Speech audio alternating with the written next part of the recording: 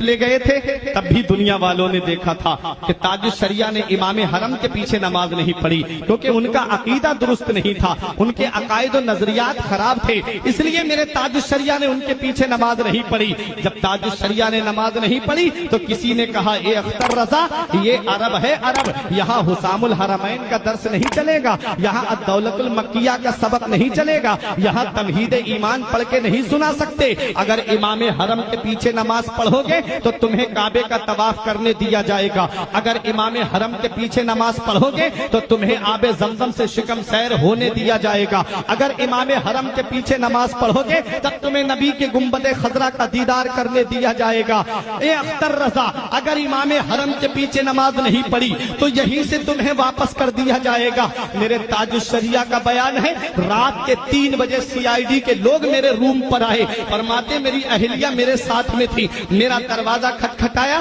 میں نے اپنی اہلیہ کو پردے میں بھیج دیا، دروازہ کھولا تو CID کے لوگوں نے میرے سامان کی تلاشی لینا شروع کر دی، جب میرے سامان کی تلاشی لی اس کے بعد پوچھنے لگے تم نے جمعے کی نماز کہاں سے کہاں پڑھی، فرمایا میں مسافر ہوں، کہنے لگے کہ چلو ہمارے ساتھ میں چلو، میرے تاج الشریعہ کو رات ہی میں لایا جاتا ہے، حضرات ہاتھوں میں ہتھکڑی اور پیر میں بیڑیاں ڈال کر کے تقریباً 14 دن تک تاج الشریعہ کو وہی جیل میں رکھا جاتا ہے، اس کے بعد وہی سے واپس کر دیا جاتا ہے، جدے تک ہتھکڑی ڈال کر کے لائی گئی میرے تاج الشریعہ کے۔ میرے تاج الشریعہ فرماتے میری زندگی کی پہلی ظہر کی نماز تھی جو ان ظالموں کی وجہ سے میری قضا ہو گئی، جب میرے تاج الشریعہ کو جدے پہ چھوڑا گیا، جب تاج الشریعہ سے کہا گیا کہ اختر رضا جس دن امام حرم کے پیچھے نماز پڑھو گے اس دن تمہیں سارے ارکان ادا کرنے دیے جائیں گے، میرے تاج الشریعہ نے فرمایا اے لوگوں پریشان کر رہے ہو، اتنا یاد رکھنا اگر اختر کی محبت سچی ہوگی،